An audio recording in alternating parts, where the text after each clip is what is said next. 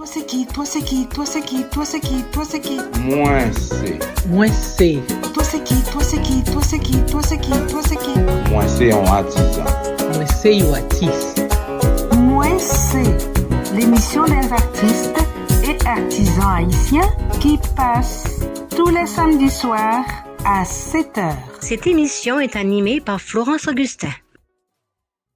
À 5 ans, je me rappelle, je lisais déjà. Je lisais des Pato et Alice, c'était des anciens petits livres pour enfants.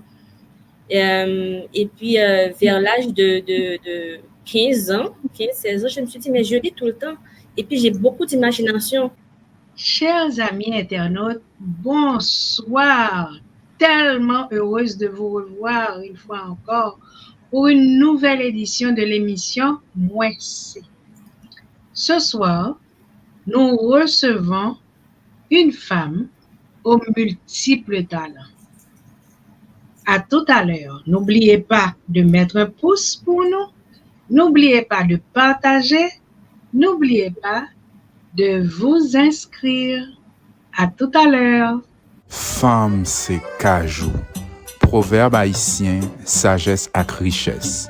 Moi c'est Berman Fleury. Donc ça fait un plaisir pour me présenter nous parmi plusieurs centaines de proverbes créoles haïtiens. On sélection de bons proverbes pour aider la vie meilleure pour tout le monde. Faut me dire que proverbes on choisit à partir de livre ça. C'est un livre ça m'a servi.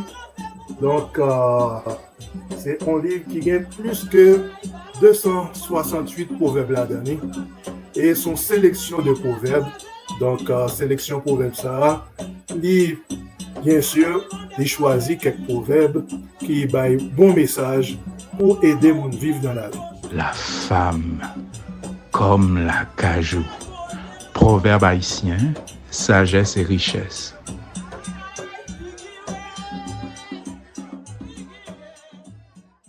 Bonsoir notre invité. Alors, qui nous y? Moi c'est MLF des Grottes. Bonsoir MLF des Grottes. Vraiment heureuse de te recevoir à cette nouvelle édition de l'émission Moi c'est. Avant de commencer, je vais te donner le proverbe de notre ami Berman Fleury.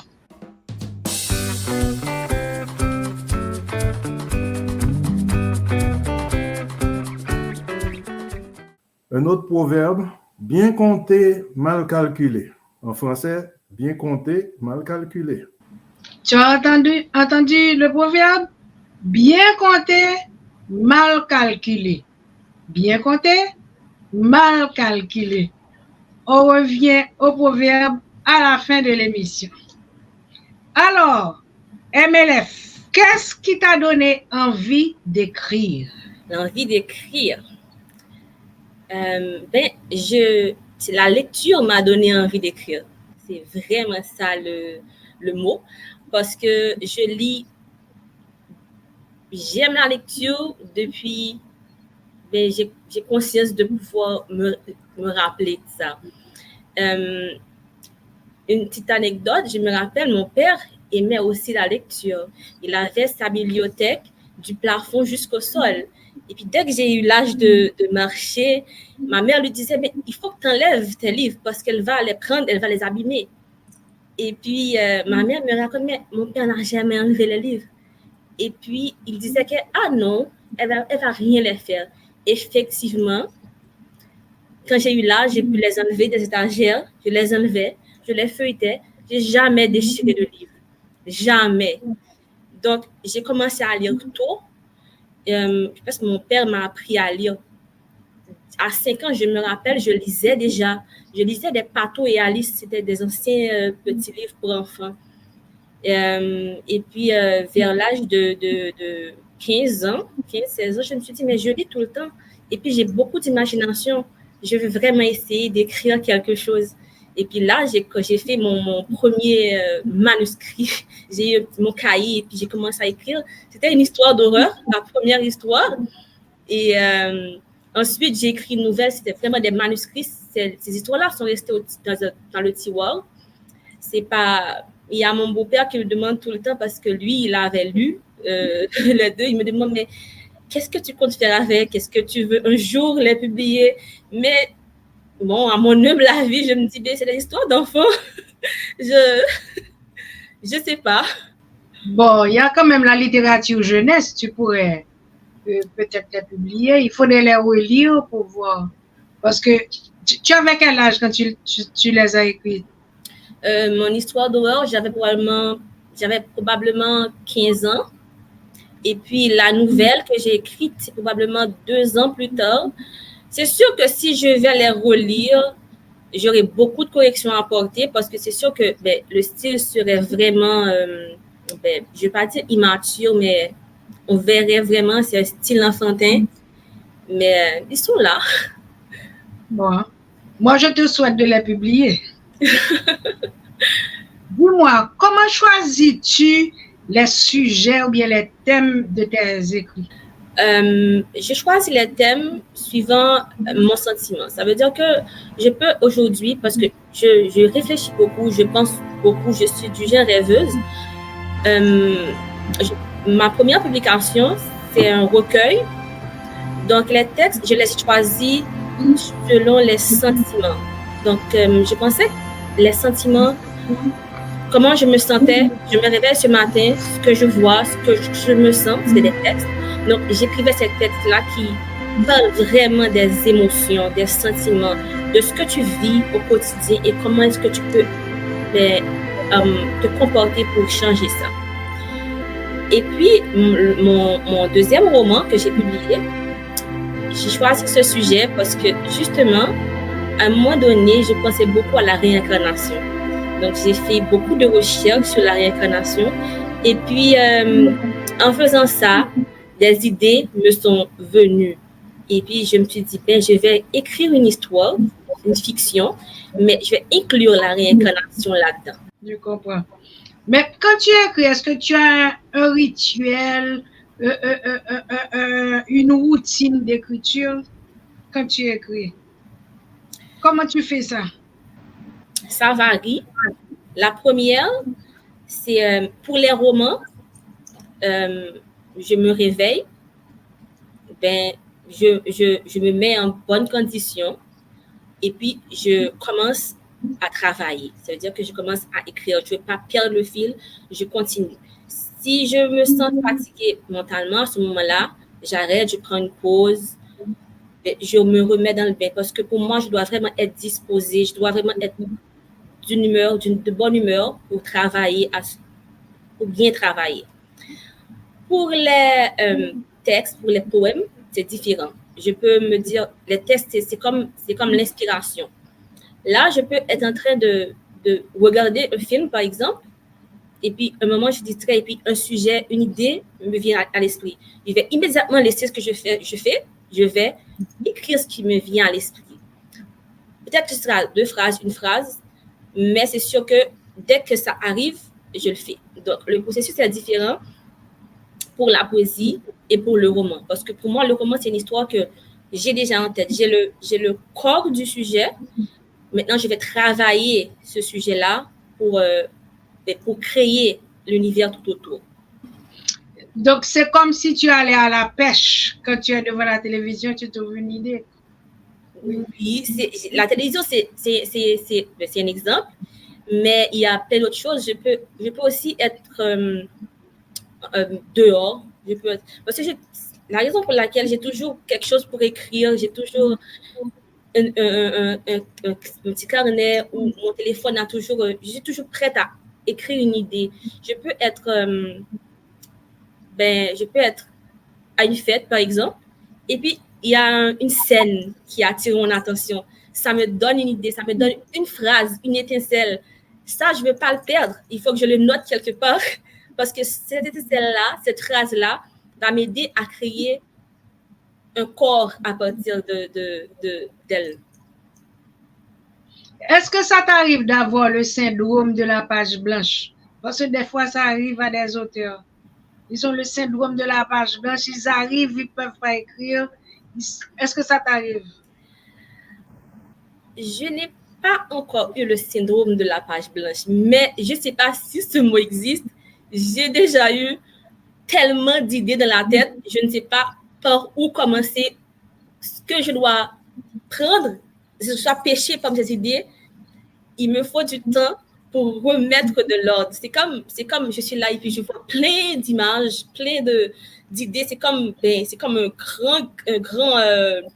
grand bazar. Et puis, OK, je dois mettre de l'ordre, je dois m'asseoir, réfléchir. OK, qu'est-ce que je vais prendre? Qu'est-ce qui va aller là? Qu'est-ce qui va être mieux pour le sujet? Mais le syndrome de la page blanche, je n'ai jamais eu. J'espère que je ne l'aurai jamais. Vraiment, c'est... Oui. Est-ce que tout à l'heure, tu nous as donné une idée? Est-ce que quand tu prépares un roman, tu as un plan détaillé? Par exemple, tu te dis, bon, ça, je vais mettre ça dans l'introduction, dans les premières pages. Là, c'est dans le développement. Là, c'est à la fin. Et tu as des petits chapitres dans ta tête avant de travailler. Ça, c'est sûr. Avant même d'écrire le roman, j'ai déjà l'idée du roman, j'ai déjà le titre, j'ai déjà l'histoire complète dans ma tête, mais c'est comme un vrac. J'imagine déjà, OK, voici ce que je vais mettre dans l'introduction, voici comment je vais commencer. Des fois, j'ai même la fin. C'est juste que ça va changer, c'est sûr, au fil du temps. Je vais faire de meilleurs agencements, mais oui, j'ai déjà ce que je vais mettre comme introduction, ce que je vais mettre au milieu, comment je voudrais que ça se termine. J'ai même des phrases, des dialogues en tête. Des fois, comme si je me mets à la place de mes personnages vraiment, comme si je vois comment ça va passer, cette phrase-là, comment on va percevoir cette phrase-là. C'est tout un monde, vraiment, quand on imagine ces personnages, quand on imagine l'environnement, quand on imagine les scènes, les actions, ce qui peut arriver, les sentiments, les émotions. Pour moi, c'est passionnant parce que c'est comme si, avec les personnages, je vivais aussi une aventure.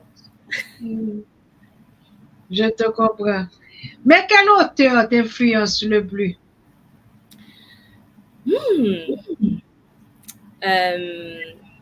L'auteur qui m'influence le plus, il y a beaucoup des auteurs de science-fiction, parce que j'aime beaucoup la fiction. J'aime beaucoup Jordan. J'aime beaucoup J.K. Rowling. Je l'ai lu, j'étais plus jeune. Et aussi, j'ai lu, et j'ai un livre que j'aime beaucoup de René Despestre. Je crois que c'est Adriana de tous mes rêves, je crois. J'aime beaucoup ce livre. Je l'ai lu, quand je l'ai lu, je me suis dit, mais j'aime cette histoire, c'était une belle histoire. Et puis d'autres auteurs qui m'ont influencé aussi. Mais Faketian m'a influencé dans le sens des écrits de texte. J'aime beaucoup comment il écrit. C'est frappant pour moi. Donc, en gros, ce sont ces auteurs qui m'ont influencé. J'aime leur plume. Oui. Donc, si je comprends bien, tu n'as jamais suivi un atelier d'écriture? Non. J'ai parlé d'écriture avec Franck Etienne parce qu'il a été mon mentor pendant le temps en peinture aussi. Je lui ai demandé de voir mes textes aussi. Mais je n'ai pas suivi d'atelier d'écriture. C'est juste une passion que j'ai voulu grandir avec.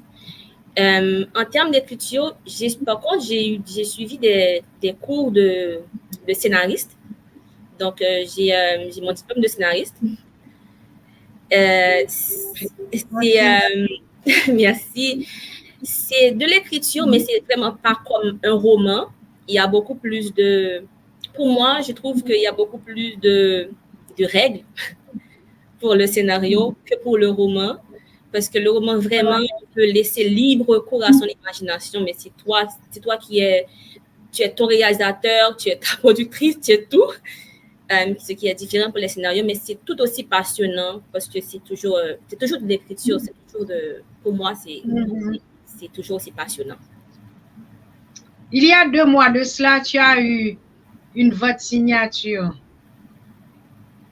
Et c'était ta première vente signature? Non, c'était ma deuxième. OK. Et comment le public a accueilli cette vente signature? Ils l'ont très bien accueilli. Pour moi, ça a été une réussite. J'étais un petit peu anxieuse parce que c'était différent de la première fois. C'était vraiment un autre public aussi. Mais ça a été vraiment bien. La vente signature a été bien accueillie. Et puis, le livre aussi a été bien accueilli dans la communauté française européenne parce que ça a été vendu publié. Alors, ça a été publié premièrement en Europe, ensuite au Canada. Donc, il y a eu des avis positifs et c'était vraiment intéressant. Ça m'a fait chaud au cœur. Donc, c'était bien. C'est merveilleux ce que tu viens de nous dire pour ta vente signature. Ah, moi, je dis aux internautes que j'étais là et j'ai mon livre. Oui. Est-ce que tu peux parler du livre que tu as publié? Oui, le livre s'appelle Renaissance. Donc, l'histoire parle d'une jeune fille qui se réveille un beau jour avec... elle a des souvenirs d'une vie qu'apparemment elle n'a pas connue. C'est dans son subconscient. Et puis, au fil du temps, elle fait la rencontre d'un jeune homme. Mais ce jeune homme-là, c'est vraiment son point d'ancrage.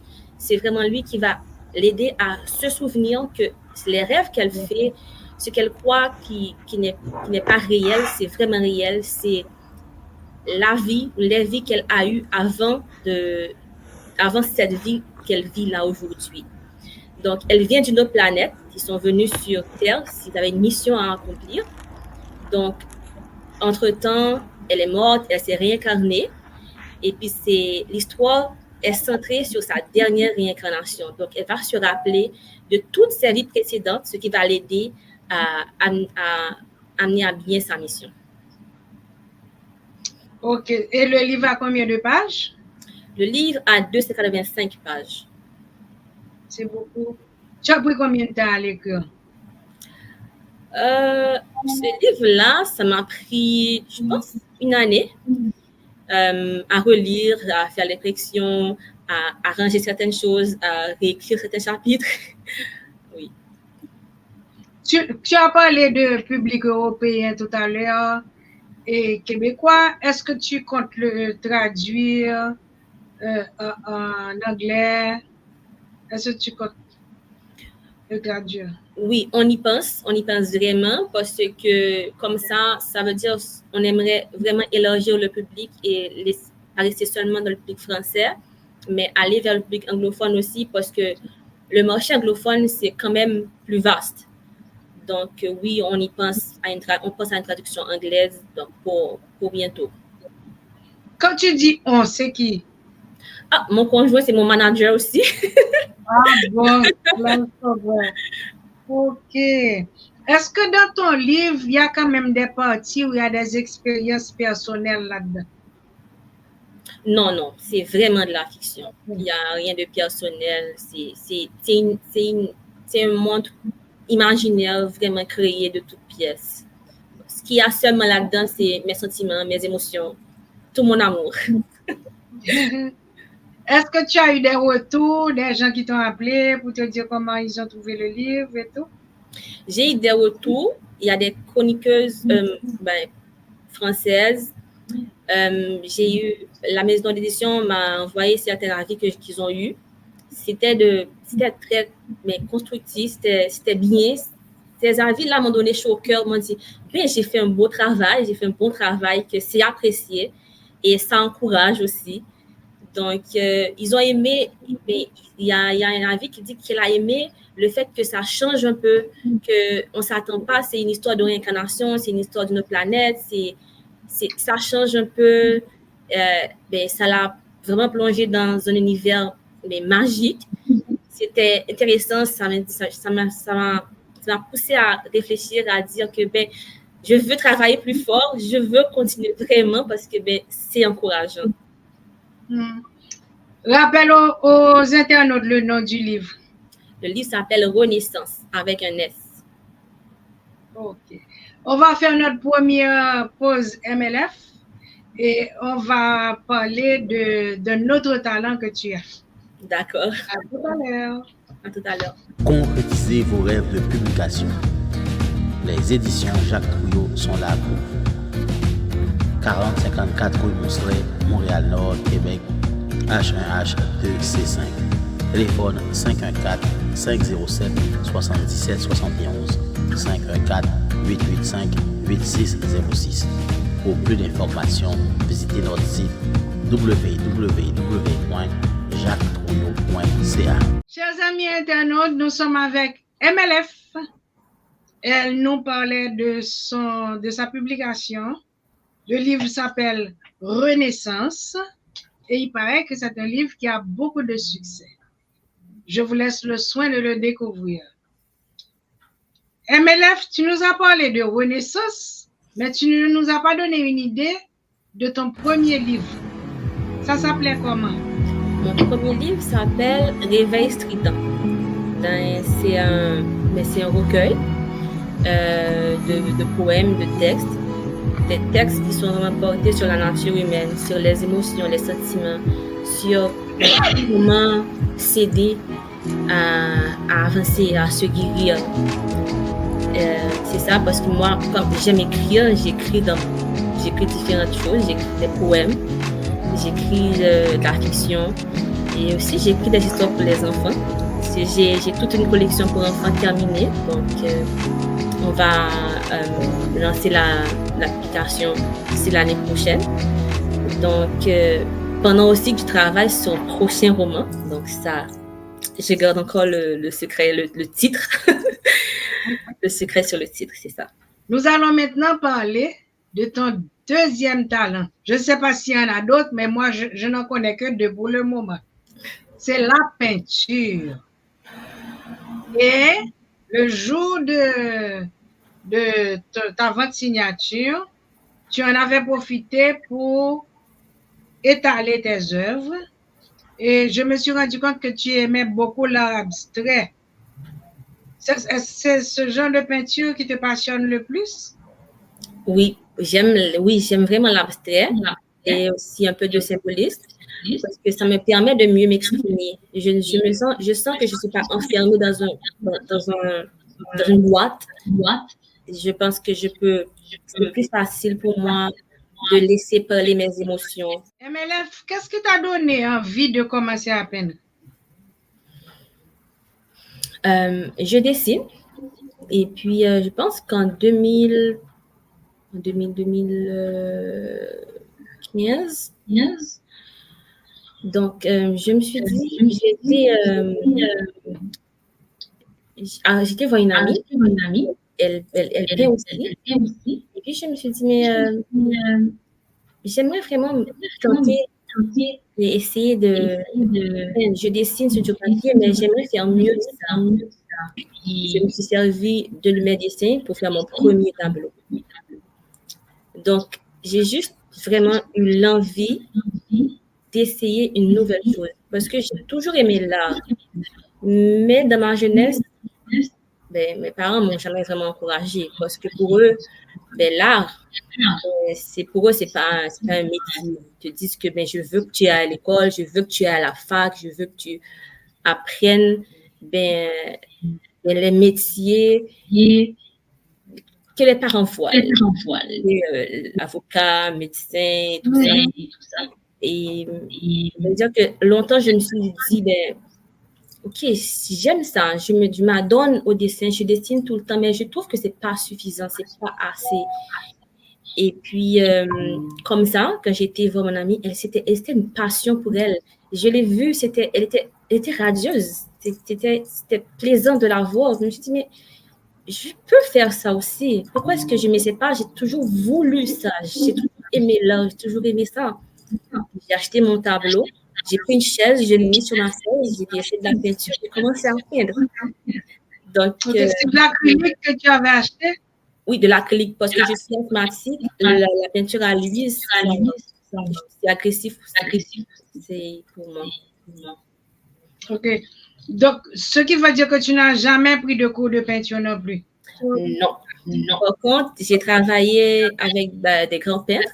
J'ai eu des conseils de grands peintres. Parce qu'à un moment donné, j'ai voulu m'améliorer, j'ai voulu avoir davantage sur ce que j'aimais. Donc, j'ai eu comme mentor Ralph Allen, j'ai eu comme mentor Franck Etienne, et puis Albert Demang, il n'a pas été mon mentor, mais il m'a prodigué des conseils aussi à certains niveaux. Mais oui. Toi, grand peintre haïtien. Oui. Quelle a été ta première expérience avec la peinture? Première exposition? Juillet, cette année. C'était ma première exposition. J'ai beaucoup travaillé, mais j'étais un petit peu, j'étais timide à l'idée de commencer à exposer. Et puis, je voulais aussi, mais je sentais que je devais progresser, travailler davantage je voulais avoir une meilleure impression de mes toiles. Et puis aussi, mais j'attends que mon manager me dise, OK, j'aime ça, j'attends son dernier mot, qui va me dire, qu'est-ce que tu penses? Est-ce que tu penses que je suis prête pour une exposition? Là, j'ai travaillé, j'ai essayé de me perfectionner. Et cette année, on s'est dit, OK, là, on est prêt, on va faire un vernissage, on va se lancer. OK. Tu as parlé de Ralph Allen, Franck Etienne et Albert Demang, mais est-ce qu'il y a un autre peintre qui t'a inspiré ou bien parmi les trois, il y en a qui t'ont inspiré? Franck Etienne m'a inspiré. Albert Demang aussi. Ralph, la fluidité. Les trois m'ont inspiré. Les trois m'ont aidé à progresser. Mais vraiment, c'est surtout Ralph Allen et Franck Etienne. Parce que Ralph est plus réaliste. Donc, la façon qu'il m'a guidée, c'est surtout les techniques. Pas vraiment le style. Lui-même me disait on n'a pas le même style. Lui-même, quand on travaille ensemble, il me dirigeait vers d'autres peintres, comme s'il me montrait des exemples d'autres peintres avec des styles plus similaires aux miens, afin de m'aider à bien travailler, à progresser. Ensuite, pour les couleurs, pas vraiment pour le style, mais aussi, j'ai beaucoup aimé certains tableaux de Tiga. Je n'ai pas travaillé avec Tiga du tout, je n'ai pas connu. Mais je me rappelle, là, j'ai été voir il y avait une exposition de Tiga. C'était Saint-Soleil. Donc, j'ai aimé. C'est pas mon style, mais il y a quelque chose de frappant qui t'inspire aussi. Depuis tout à l'heure, tu parles beaucoup de sentiments et d'émotions. Qu'est-ce que tu exprimes le plus dans tes œuvres? La liberté. Oui. Ensuite, lors de l'exposition, j'avais remarqué que tu avais une dominante rouge dans tes œuvres. Le plus souvent, presque toutes tes toiles ont du rouge là-dedans. Tu aimes cette couleur? J'aime cette couleur parce que ça exprime la passion. Elle peut être négative et positive. Donc, pour moi, le rouge, ça parle de l'être humain. Le vert, c'est la vie. Le rouge, c'est vraiment la passion. La passion, il faut savoir comment la diriger, comment l'exprimer. Donc, ça nous décrit dans différents aspects. Donc, pour moi, elle est expressive. Donc, c'est à chacun de savoir comment je vais l'interpréter. Je vais la gérer. Passion-là. On va faire notre deuxième pause et puis on revient à tes projets. Tu vas nous en dire un petit peu plus long. Et puis, le proverbe. D'accord. À tout à l'heure.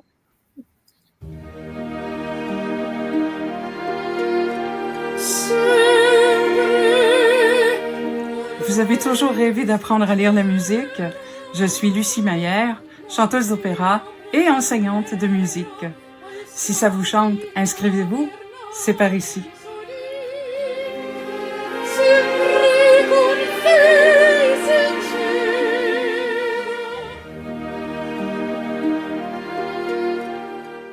Chers amis internautes, nous sommes avec MLF. Elle nous a d'abord parlé de ses livres. C'est son deuxième livre, Renaissance, que je vous recommande.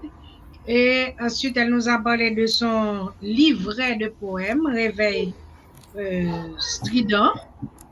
Et on vient de débattre sur cette toile, sa peinture. Maintenant, MLF, si tu veux bien, est-ce que tu peux nous parler de tes projets? Tu nous as donné une idée tout à l'heure. Tu nous as dit que tu as des livrets pour enfants. C'est pour des enfants de quel âge? Des enfants que, disons, de 6 mois jusqu'à 7 ans. Ça commence avec la lecture par les parents. Ensuite, les parents les enfants pourront apprendre à lire, mais ils pourront lire eux-mêmes ces livrets-là. Donc, la première collection, ça parle de l'enfant qui grandit, de la naissance de l'enfant jusqu'à 7 ans. Donc, c'est vraiment l'apprentissage, comment l'enfant se sent par rapport à la différence de sa vie. Ensuite, il y a un recueil d'histoires pour enfants également. Donc, c'est toujours de 10 à 7 ans. Donc, tu en as combien en fin de compte? J'en ai plus d'une vingtaine. Ça parle de l'enfant à chaque étape de sa vie. Donc, à chaque fois, c'est un livre différent. Puis après, il y a après ces livrets-là, cette collection-là, j'ai commencé avec le recueil. Ça, c'est pas vraiment l'apprentissage, mais c'est vraiment des histoires, de la fiction. Que je dirige aussi dans comme des recueils. C'est pas seulement l'histoire, mais il y a le côté éducatif aussi là-dedans. Le côté qu'on apprend, c'est comme les contes qu'on a chez nous, mais tu lis une histoire, mais tu apprends quelque chose de l'histoire pour t'améliorer. C'est bon. C'est une bonne idée d'impliquer les parents dans la lecture, parce que le plus souvent, ils racontent une histoire à l'enfant, donc s'ils ont le livre, ça sera mieux. Oui. Parce que j'ai remarqué avec mes enfants, le fait de lire avec les enfants, ça fait vraiment des liens. Par exemple, mon petit, là, il a 2 ans. Je lis pour lui avant le soir en général. Mais dès que je prends un livre, je commence à lire, je trouve son livre. Il est à côté de moi. Je ne sais pas encore lire. Il va me dire, il veut que je lise pour lui, mais il dépose mon livre à moi, il lit. Ça crée des liens. C'est comme un moment avec son enfant. Il apprend de toi. On dit que les enfants font ce que toi tu fais, mais pas ce que tu dis. Donc, tu pourras beau lui dire, va lire, mais toi, tu ne lis pas, il ne va pas forcément aimer lire. Donc, j'ai aimé l'idée. Quoi? Quand est-ce que tu vas publier tout ça? D'ici l'année prochaine, j'ai commencé avec les livres pour enfants. D'accord. Et pour la peinture, qu'est-ce que tu as comme projet? Mon projet, c'est au mois de janvier, j'ai participé à une exposition virtuelle. C'est AMOC, c'est Haitian American Museum of Chicago. Donc, j'ai participé à l'exposition virtuelle de janvier à mars 2025 avec eux. C'est bon. Tes livres, Renaissance et puis Réveil strident, où est-ce qu'on peut les trouver? Réveil strident, on peut le trouver sur mon site, murieldegotte.com, ainsi que Renaissance. Et puis, ils sont disponibles. Alors, Renaissance est disponible à Renombré en version numérique. C'est disponible sur Amazon en version papier et numérique. C'est bon. Bon, on va attaquer le proverbe. Oui. Qu'est-ce que ça te dit?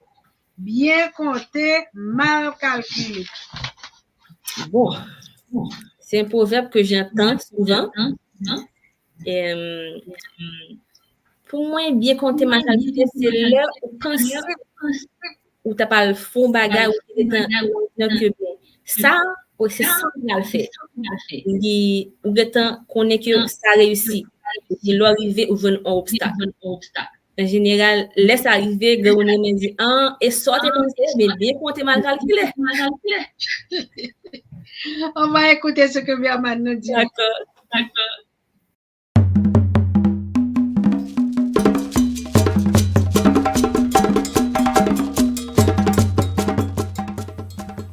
Bien compté, mal calculé. En français, bien compté, mal calculé. Donc, ça signifie que vraiment, c'est facile de compter, mais calculer, c'est beaucoup plus difficile. Donc, c'est un proverbe pour dire de ne pas sous-estimer les réalités ou bien les situations.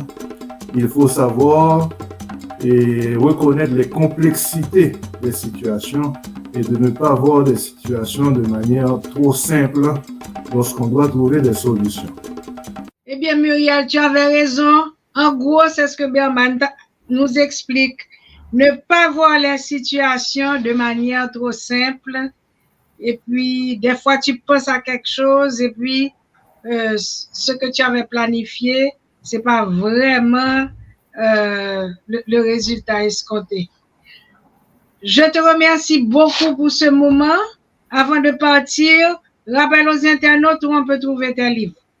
Donc, mes livres sont disponibles sur murieldegotte.com, aussi à Renombré version numérique et aussi sur Amazon, papier et numérique. On te remercie pour ce petit moment passé, un moment très agréable. On te souhaite du succès. On attend ton signal pour venir assister encore une fois pour la vente signature et puis qui sait un autre vernissage ici au Canada. Ben c'est sûr, je travaille, c'est sûr.